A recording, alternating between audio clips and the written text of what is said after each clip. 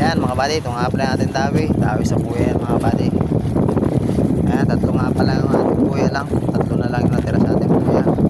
Ayan, dinawi yung isa, pagkari ako dinawi agad.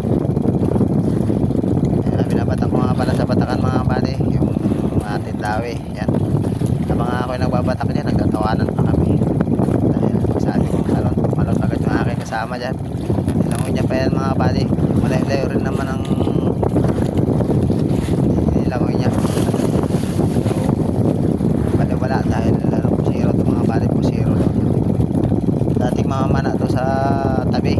Yan, mamamana ng manok, alam niya. Ayan, medyo malambot nga patakin mga buddy dahil hindi natin alam kung panigi pa to o tuna.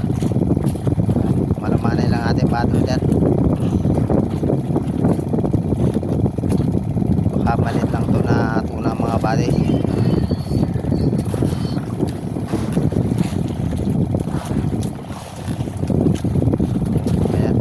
Malaman ng mga buddy, medyo malapit-lapit na rin yung isda. Yan natin malalaman yan mga buddy kung ano yung ating dawi na yan, tuna ba o tanigi. Medyo malambot na siya batakin eh.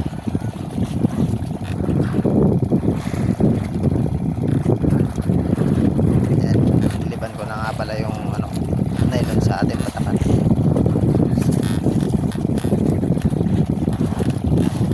Yan na nga pala yung tensor mga buddy, tensor na yung ating nylon yan para hindi magulo-gulo.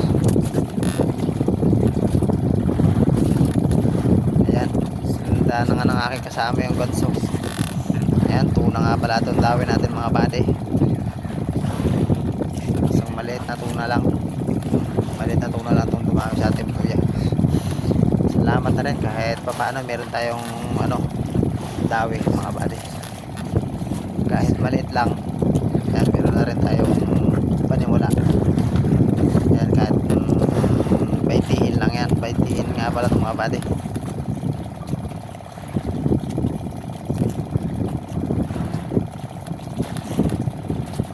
Ayan, isang palo lang natin para hindi masyadong